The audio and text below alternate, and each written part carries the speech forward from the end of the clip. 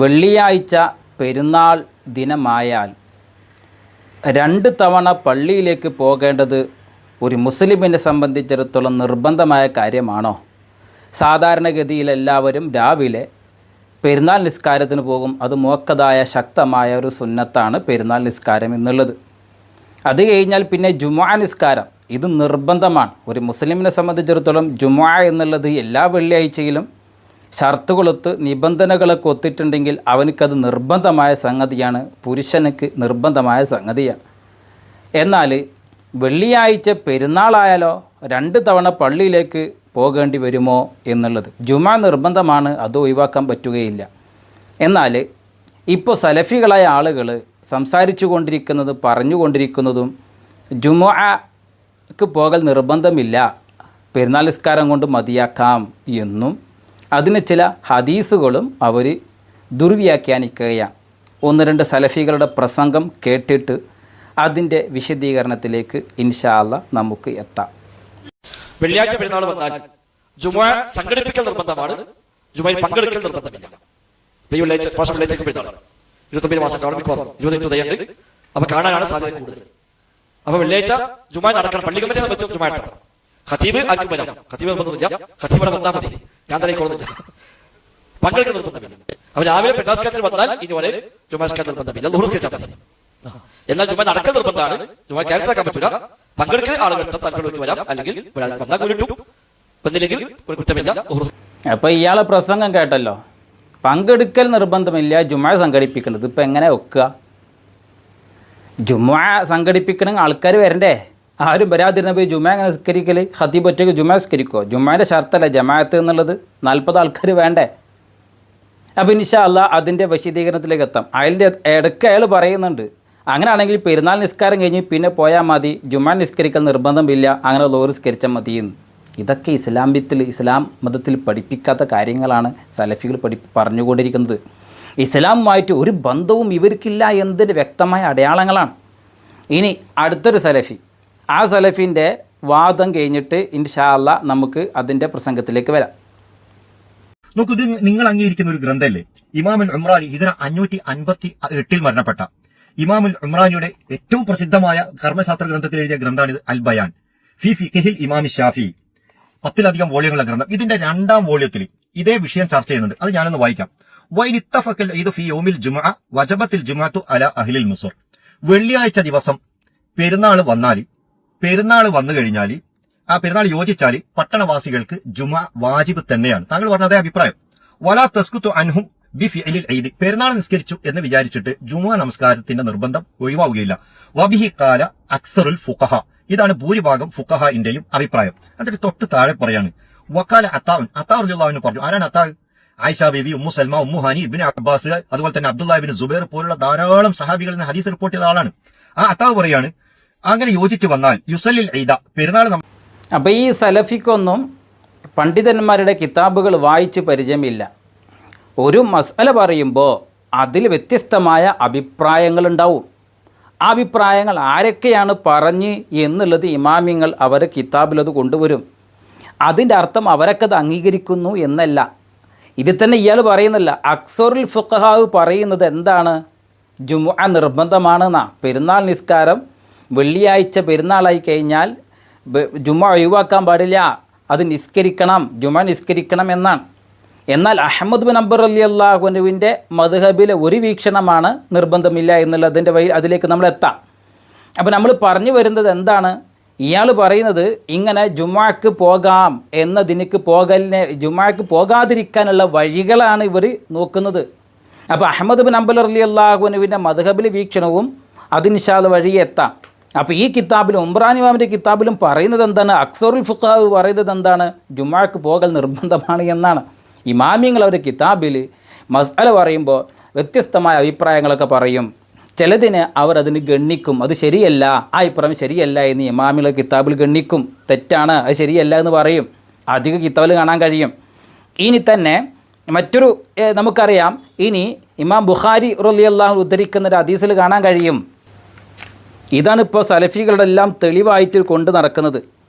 ആ ഹദീസിൽ കാണാൻ കഴിയും, ഷഹിത്തു അൽ ഈദ മാ ഉസ്മാൻ ബിൻ അഫ്ഫാൻ ഫകാന ദാലിക്കൽ യൗമു അൽ ജുമുഅ ഫകാല ദാലിക യൗമൽ ജുമുഅത്തി ഫസല്ല ഖബ്ല ഖുത്ബത്തി സുമ്മ ഖതബ ഖാല ഫഖാല യാ അയ്യുഹന്നാസ് ഇന്ന ഹാദാ യൗമുൻ ഖദ് ജിത്തമഅ ലക്കും ഫീഹി ഈദാൻ. ഈ ദിവസം നിങ്ങൾക്ക് 2 ഈദ് ഒരുമിച്ച് കൂടിയിട്ടുണ്ട്. ഒന്ന് വെള്ളിയാഴ്ച ജുമുഅ നിസ്കാരം, മറ്റൊന്ന് പെരുന്നാൾ നിസ്കാരം. ഫമൻ നഹബ അൻ യന്തളിറൽ ജുമുഅത മിൻ അഹ്ലിൽ അവാലി ഫൽയന്തളിർ. അപ്പോൾ ഇക്കൂട്ടത്തിൽ ദൂര ദിക്കുകളിൽ നിന്ന് വന്ന, ഗ്രാമപ്രദേശങ്ങളിൽ നിന്ന് വന്ന, ജുമുഅ നിർബന്ധമില്ലാത്ത ആൾക്കാർ ആ കൂട്ടത്തിലുണ്ടായിരുന്നു. അങ്ങനെ ആരെങ്കിലും വന്നിട്ടുണ്ടെങ്കിൽ അവർക്ക് അവിടെ കാത്തിരിക്കാം. അമൻ നഹബ യർജിയ ഫഖദ് അദിൻതു ലഹു. ഞാരിയിൽ പോകാൻ ഉദ്ദേശിക്കുന്നുവെങ്കിൽ അവർക്ക് പോകാം. ഈ ഹദീസാണ് ഇവർ ബാലിശമായിട്ട് പലപ്പോഴും വഹാബികൾ, ഈ സലഫികളായ ആളുകൾ ഇത് ഏറ്റുപിടിക്കാറുള്ളത്. ഈ ഹദീസ് വിശദീകരിച്ചുകൊണ്ട് ബഹുമാനപ്പെട്ട ഇമാം ഫതുഹുൽ ബാരി ഇബ്നു അജൽ അസ്ഖലാനി റളിയല്ലാഹു പറയുന്നു, ഇസ്തദല്ല ബിഹി മൻ ഖാല ബി സുഖൂത്തിൽ ജുമുഅത്തി അമ്മൻ സ്വല്ലൽ ഈദ ഇദാ വാഫഖൽ ഈദു യൗമൽ ജുമുഅത്തി വഹുവ മഹ്കിയുൻ അൻ അഹ്മദ എന്ന്. അതായത് ജുമുഅ നിസ്കാരം, വെള്ളിയാഴ്ച നിസ്കാരം പെരുന്നാളായി വന്നാൽ, വെള്ളിയാഴ്ച നിസ്കാരം പെരുന്നാൾ വന്നാൽ അവർക്ക് പെരുന്നാൾ നിസ്കാരം മാത്രം മതി, ജുമുഅ വേണ്ട എന്ന ചില അഭിപ്രായങ്ങളുണ്ട്. അവർ ഈ ഹദീസ് കൊണ്ട് തെളിവ് പിടിച്ചു. അങ്ങനെ തെളിവ് പിടിക്കുന്ന ആളുകളുണ്ട്, ഈ ഹദീസ് കൊണ്ട് തെളിവ് പിടിച്ച ആൾക്കാരുണ്ട്. അവർക്ക് മറുപടി കൊടുക്കണം. മഹാനവറുകൾ തനവ ഉജീബ ബിഅന്ന ഖൗലുഹു അദിൻതു ലഹു. ഉസ്മാൻ ഇബ്നു അഫ്ഫാൻ റളിയല്ലാഹു അൻഹു പറഞ്ഞത് എന്താ? ഞാൻ നിങ്ങൾക്ക് സമ്മതം തന്നു, വീട്ടിലേക്ക് തിരിച്ചു പോകാൻ സമ്മതം തന്നു എന്ന പറഞ്ഞ വാക്ക് ലൈസ ഫീഹി തസ്രീഹുൻ ബി അദിമിൽ ഔദി. വീട്ടിൽ പോയിട്ട് തിരിച്ച് വരരുത് എന്ന് ഈ ഹദീസിൽ നിന്ന് വ്യക്തമായിട്ട് കിട്ടുന്നില്ല. ഇനി നിങ്ങൾക്ക് ജുമാക്ക് പെരുന്നാൾ നിസ്കാരം കഴിഞ്ഞു വീട്ടിലേക്ക് മടങ്ങാം, അത്രേ കിട്ടുന്നുള്ളൂ. എന്ത് കിട്ടൂല? എന്ത് മനസ്സിലാക്കരുത് ഈ ഹദീസിൽ നിന്ന്? ജുമാക്ക് മടങ്ങി വരരുത് എന്ന് ഈ ഹദീസിൽ ഈ വ്യക്തമായ ഉസ്മാൻ റളിയല്ലാഹു അൻഹുവിൻ്റെ വാക്കിൽ നിന്ന് അത് വ്യക്തമല്ല, അത് മനസ്സിലാക്കാൻ പറ്റുകയുമില്ല. അപ്പോൾ ആ ആളുകൾ ജുമാ നിർബന്ധമില്ലാത്തവരായിരുന്നു. വഅയ്ലൻ ഫളാഹിറുൽ ഹദീസി ഫി കൗനിഹിം മിൻ അഹ്ലിൽ അവാലി അന്നഹും ലം യകൂനു മിമ്മൻ തജിബു അലൈഹിമുൽ ജുമുഅത്തു. അവർ അഹ്ലുൽ അവാലിയാണ്. ഈ അഹ്ലുൽ അവാലി എന്ന് പറയുന്നത് ഏകദേശം 8 മൈലിൻ്റെ ദൂരം വരെ ഉണ്ട് എന്നാണ് ഉംദത്തുൽ ഖാരിൽ എന്ന് പറയുന്നത്. ഇമാം ഖുർത്തുബി റളിയല്ലാഹു അൻഹു തഫ്സീറിൽ നിന്ന് മനസ്സിലാക്കാൻ പറ്റും, വളരെ ദൂരത്തുള്ള ആളുകളായിരുന്നു. ഏകദേശം 8 മൈൽ ദൂരത്തുള്ള ആളുകളാണ്. അത്രയും ദൂരത്തുനിന്ന് അവർ ഇനി വീട്ടിലേക്ക് പോയി തിരിച്ചിങ്ങോട്ട് വരണ്ടേ? അവർക്ക് ജുമുഅ നിർബന്ധമില്ലായിരുന്നു, കാരണം അത്രയും ദൂരത്തുള്ള ആളുകളാണ്. അപ്പോൾ അവർ പറയുന്നത് എന്താ? അന്നഹും ലിം യകൂനു മിമ്മൻ തജിബു അലൈഹിമുൽ ജുമുഅത്തു. അവർ ജുമുഅ നിർബന്ധമുള്ള ആളുകളല്ലായിരുന്നു. ലിബുഅദി മനാസിലിഹിം മിനൽ മസ്ജിദി. പള്ളിയെ തൊട്ട് അവർ വീട് വളരെ ദൂരത്താണ്. അപ്പോൾ അതുകൊണ്ട് അവർക്ക് ജുമുഅ നിർബന്ധമില്ലാത്ത ആളുകളാണ്. അവരോട് പോകാനാണ് പറഞ്ഞത്, അവർ തിരിച്ചു പോകാനേ പറഞ്ഞിട്ടുള്ളൂ, അവർ പോകാം എന്ന് പറഞ്ഞിട്ടുള്ളൂ, ഇങ്ങോട്ട് വരരുത് എന്ന് ഹദീസിൽ മനസ്സിലാക്കരുത്. ഇത് ഫതുഹുൽ ബാരിയിലുള്ളതാണ്. എന്നാൽ ഇതേ ഹദീസ് തന്നെയാണ് പലരും ഈ വഹാബികളൊക്കെ തെളിവായി ഉദ്ധരിക്കാറുണ്ട്. എന്നാൽ ഇർഷാദുസാരി ലി ഷറഹി സ്വഹീൽ ബുഖാരി ഇമാം ബദ്രുദ്ദീൻ അവരുടെ കിതാബിൽ തന്നെ ഈ ആശയം കാണാൻ കഴിയും. അവരും ഇതേ ആശയം പറഞ്ഞിട്ടുണ്ട്. അവരും പറഞ്ഞ കാണാം, ഹത്ത യസ്തദില്ല അലൈസ ഫീഹി അത്തസ്രീഹു ബി അദിമിൽ ഔദി ലിൽ മസ്ജിദി ലി സ്വലാത്തിൽ ജുമുഅത്തി. ഹത്ത അങ്ങനെ ആണെങ്കിലല്ലേ യുസ്തദല്ലു ബി അല സുഖൂത്തിഹ അമ്മൻ സ്വല്ലൽ ഈദു. പെരുന്നാൾ നിസ്കരിച്ച ഒരാൾക്ക് ജുമുഅ വേണ്ട എന്ന് പറയലേ ഇത് തെളിവെടുക്കാൻ പറ്റണമെങ്കിൽ ഏത് തെളിവെടുക്കാൻ പറ്റണ്ടേ? അങ്ങ് ഈ ഹദീസുകൾ എങ്ങനെ തെളിവാക്കാൻ പറ്റും? ചോദിക്കുകയാണ്. ഇദാ വാഫഖൽ ഈദു യൗമൽ ജുമുഅത്തി നഅം യുഹ്തമലു അന്നഹു ലം യകൂനു മിമ്മൻ തജിബു അലൈഹിൽ ജുമുഅത്തു ലിബുഅദി മനാസിലിഹി മിനൽ ജുമുഅത്തി. വീട് ജുമുഅ നടക്കുന്ന സ്ഥലത്തെ തൊട്ട് ഇവരുടെ വീട്, ആ മക്കയിലുണ്ടായിരുന്ന അഹ്ലുൽ അവാലിയുടെ വീട് വളരെ ദൂരത്തായിരുന്നു. അപ്പോൾ അതുകൊണ്ട് അവർക്ക് ജുമുഅ തന്നെ നിർബന്ധമില്ല, അവരുടെ പോകാനാണ് പറഞ്ഞത്. അത്രയും ദൂരത്തുള്ള ആളുകളാണ്. ഇനി ഇതേ ഹദീസ്, ഇതേ സംഭവം ഇതിലും കാണാൻ കഴിയും. ഇതാ ഉംദത്തുൽ ഖാരിൽ കാണാൻ കഴിയും, ഇർഷാദു സാരിൽ കാണാം. ഇങ്ങനെ ഒട്ടുമിക്ക ഹദീസിൻ്റെ കിതാബുകളിലും വ്യാഖ്യാനമിത പണ്ഡിതന്മാരൊക്കെ താങ്കൾ പറയുന്ന രൂപത്തിൽ വഹാബികൾ സലഫികൾ ആരോപിക്കുന്ന രൂപത്തിൽ നിന്ന് മറുപടി കൊടുത്തിട്ടുണ്ട്. ഇനി അഹ്മദ് ഹംബൽ റളിയല്ലാഹു അൻഹുവിൻ്റെ മദ്ഹബിൽ ഒരു വീക്ഷണമുണ്ട്, അത് ശരിയാണ്. പക്ഷേ ആ വീക്ഷണമുണ്ട്, അതിൻ്റെ മറുപടി ഇൻഷാ അല്ലാഹ് അടുത്ത വീഡിയോ കണ്ടിട്ട് ഇൻഷാ അല്ലാഹ് പറയാം. കേട്ടല്ലോ, ആരുടെ അഭിപ്രായം എന്ന് പറഞ്ഞത്? ഫൈസൽ മൗലവിന്റെ അഭിപ്രായമാണോ? മുജാഹിദുകളുടെ അഭിപ്രായമാണോ? വഹാബികളുടെ അഭിപ്രായമാണോ? അല്ല, അഹ്മദ് ബിൻ ഹംബൽ റഹിമഹുല്ലയുടെ ഹംബലി മദ്ഹബിന്റെ അഭിപ്രായമാണ് എന്ത്? ഈ പറഞ്ഞ പെരുന്നാളും ജുമഅയും ഒന്നിച്ചു വന്നാൽ ജുമഅ നിർബന്ധമില്ല എന്നുള്ളത്. എന്തൊക്കെയായിരുന്നു ഇത്രയും ദിവസം പുകില്? മുജാഹിദുകൾ നന്മ മുടക്കികളാണ്, അവരങ്ങനെയാണ് ഇങ്ങനെയാണ് മുടക്കി ലാസ്റ്റ് ജുമയും മുടക്കി എന്നൊക്കെയാണ് പറഞ്ഞത്. ജുമ മുടക്കല്ല ഇത്. അവിടെ ജുമ നടക്കണം എന്നാ പറഞ്ഞത്. ജുമ നടക്കണം, ഇമാമിന് നിർബന്ധമാണ് ജുമ നടക്കണം. എന്നാൽ അവിടെയുള്ള ആളുകൾക്ക് എത്താൻ പറ്റിയിട്ടില്ലെങ്കിൽ ഫർദ് ഒഴിവാക്കിയതിന്റെ കുറ്റം കിട്ടൂല, അവൻ ദുഹർ നമസ്കരിച്ചാൽ മതി എന്നാണ്. എന്നാൽ വന്ന് ജുമ നിസ്കരിക്കുകയാണെങ്കിൽ അതിന് പ്രതിഫലമുണ്ട് എന്നുകൂടി പറഞ്ഞിട്ടുണ്ട്. ഇപ്പൊ ഉസ്താദ് എന്താ പറഞ്ഞത്? ഇതാരുടെ അഭിപ്രായം? വഹാബിന്റെ അഭിപ്രായം? ഫൈസൽ മൗലവിന്റെ അഭിപ്രായമാണോ? അല്ല, അഹ്മദ് ബിൻ ഹംബൽ റഹിമഹുള്ളയുടെ അഭിപ്രായമാണ്, ഹംബലി മദ്ഹബിന്റെ അഭിപ്രായമാണ്. ഇപ്പൊ നിങ്ങൾ പറയും ഹംബലി മദ്ഹബല്ലേ, നമ്മൾ ഷാഫി മദ്ഹബുകാരാണ്, അങ്ങനെയാണ് ഇങ്ങനെയാണ്. സമസ്തക്ക് അങ്ങനെ കഴിയാൻ കഴിയില്ല. കാരണം ഷാഫി മദ്ഹബ് മാത്രമേ സ്വീകരിക്കാൻ പറ്റൂന്ന് സമസ്ത പറയണില്ല. കുറ്റം കിട്ടൂല, അവൻ ദുഹർ നമസ്കരിച്ചാൽ മതി എന്നാണ്. എന്നാൽ വന്ന് ജുമ നിസ്കരിക്കുകയാണെങ്കിൽ അതിന് പ്രതിഫലമുണ്ട് എന്നുകൂടി പറഞ്ഞു. എന്ത് വിഡ്ഢിത്തമാണ് ഇയാൾ പറയുന്നത്? ജുമ നടക്കും വേണം, ആളുകൾ വരെ നിർബന്ധമില്ല എന്ന് പറഞ്ഞാൽ പിന്നെ എങ്ങനെ അത് തസവുറാവുക? എങ്ങനെ ജുമ നടക്കുക? ആൾക്കാർ വരുന്നില്ല, എത്തിപ്പെടാൻ നിർബന്ധമുള്ള സംഗതിയാണ്. ഇനി പറയുന്ന ഹദീസിൽ പറഞ്ഞ ആളുകൾ അത് അത്രയും ദൂരത്തുള്ള സ്വഹാബാക്കളെ പറ്റിയായിരുന്നു. ആ അഹുൽ അവാലിൻ്റെ ആളുകൾ അവർ ജുമാക്ക് പെരുന്നാൾ നിസ്കാരത്തിന് വന്നു, ഇനി ഒരു തിരിച്ചു പോകുന്നൊരു പോകും, ഇനി പോകാത്തൊരു പോകില്ല. അപ്പോൾ അവരിഞ്ഞ് പോയിട്ട് തിരിച്ചു വരാമെന്നുള്ള അവർക്ക് സാധിക്കൂല. കാരണം 8ഓളം മൈലുകൾ ദൂരത്താണ് അവർ ആ സ്വഹാബാക്കൾ ഉണ്ടായിരുന്നത്. അതുപോലും ഇവർക്ക് മനസ്സിലാകുന്നില്ല. ഇനി ഹംബലി മദ്ഹബ് വിഷയനല്ലേ, ഇൻഷാ അല്ലാഹ് എത്തട്ടെ. ഞാൻ പറഞ്ഞല്ലോ, നിങ്ങൾ ഇത് കേൾക്ക്. മദ്ഹബുമായി ബന്ധപ്പെട്ട് എന്താണ് സമസ്തയുടെ നിലപാട്? നിങ്ങളൊന്ന് കേൾക്ക്. ഷാഫി മദ്ഹബ് തന്നെ ആവണമെന്ന് നമുക്ക് നിർബന്ധമൊന്നുമില്ല. നാലിൽ ഏതായാലും കുഴപ്പമില്ല നമ്മൾ പറയുന്നത്. നമ്മുടെ പള്ളിന്റെ മദ്രസിന്റെ ഒക്കെ ഭരണഘടനയിൽ ഉണ്ടാവും ഷാഫി, ഹനഫി, ഹംബലി, മാലിക്കി നാലാളൊരു മദ്ഹബിനെ സ്വീകരിക്കണം. നമ്മൾ ഷാഫികളാണെന്ന് എഴുതിയിട്ട് എല്ലാവരും ഷാഫികളാണെന്ന് നമുക്ക് അഭിപ്രായമൊന്നുമില്ല, വാശിയൊന്നുമില്ല. നമ്മളേതാച്ചാ അതന്നെ ഇപ്പോഴെന്നുള്ള വാശിയല്ലത്. ഹക്ക് 4 ഉള്ളൂ, ശരി 4 ഉള്ളൂ, അതിനാൽ 4 ആവാൻ പറ്റുള്ളൂ എന്നാണ്. ലോകവ്യാപകമായി നമ്മൾ പരിശോധിച്ച് നോക്കുമ്പോൾ ലോകത്ത് ഏറ്റവും കൂടുതൽ ഷാഫി മദ്ഹബ് എന്നല്ല, ഇന്ത്യയിൽ ഏറ്റവും കൂടുതൽ ഹനഫി മദ്ഹബാണെന്നാണ്. കേരളത്തിൽ ഷാഫി മദ്ഹബാണ്. അതുകൊണ്ട് ഷാഫി മദ്ഹബുകാരായ നമുക്ക് എല്ലാവർക്കും ഷാഫി മദ്ഹബുകാരാവണം എന്ന അഭിപ്രായമൊന്നുമില്ല. ഷാഫി ആയാലും കുഴപ്പമില്ല, ഹനഫി ആയാലും കുഴപ്പമില്ല, ഹംബലി ആയാലും കുഴപ്പമില്ല, മാലിക്കി ആയാലും കുഴപ്പമില്ല എന്നാണ് നമ്മുടെ അഭിപ്രായം. കണ്ടോ എന്തായി? ഹംബലി ആയാലും കുഴപ്പമില്ല. ഇനി ഒരു സമസ്തക്കാരൻ ഹംബലി ആയാലോ? ഓനിത് ബാധകല്ലേ? ഓൻ പേച്ചോനാണോ? ഓൻ നന്മ മുടക്കിയാണോ? ഓൻ ജുമ മുടക്കിയാണോ? വഹാബിയാണോ? ഒന്നുമല്ല. ഓൻ ക്ലിയർ ആയി. അപ്പൊ എന്തായി? അവർക്ക് ആ ഹംബലി മദ്ഹബ് സ്വീകരിക്കുന്ന സമസ്തക്കാരന് പ്രശ്നമല്ല, എന്നാൽ സലഫികൾ ഇതിവിടെ പറയരുത് എന്നാണ്. മനസ്സിലായില്ലേ? ഓക്കെ, അസ്സലാമു അലൈക്കും. എൻ്റെ സലഫി, താങ്കൾ ഈ പ്രസംഗം, താങ്കൾ ഈ എന്താണ് ഇമാമിങ്ങൾ മദ്ഹബി എന്നുള്ളത് താങ്കൾക്ക് ഒട്ടും അറിയില്ല.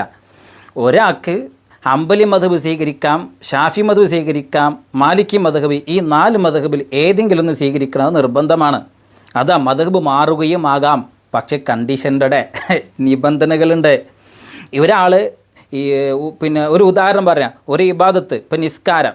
ഈ നിസ്കാരം ഒരാൾ ഷാഫി മദ്ഹബ് പ്രകാരം അയാൾ വുളു എടുത്തു, ഓക്കെ, ഹനഫി മദ്ഹബ് പ്രകാരം അയാൾ നിസ്കരിച്ചു, അയാൾ നിസ്കാരം സ്വഹിയാവില്ല. അപ്പോൾ മദ്ഹബ് മാറണമെങ്കിൽ അയാൾ ചെയ്യുന്ന ഇബാദത്ത് ഏതാണോ അത് മുഴുവനും പൂർണ്ണമായിട്ടും ഏത് മദ്ഹബിലാണോ വിശ്വസിക്കുന്നത് അത് പ്രകാരം തന്നെയാവണം. ഇപ്പോൾ ഒരാൾ ഷാഫി മദ്ഹബ് പ്രകാരം വുളു എടുത്തു, അയാൾ ഷാഫി മദ്ഹബ് പ്രകാരം നിസ്കരിക്കണം. നിസ്കാരം ജുമുഅയുടെ നിബന്ധനകളും ഷർത്തുകളും എല്ലാം ആ മദ്ഹബ് തന്നെയാവണം. അതൊരു നിസ്കാരം.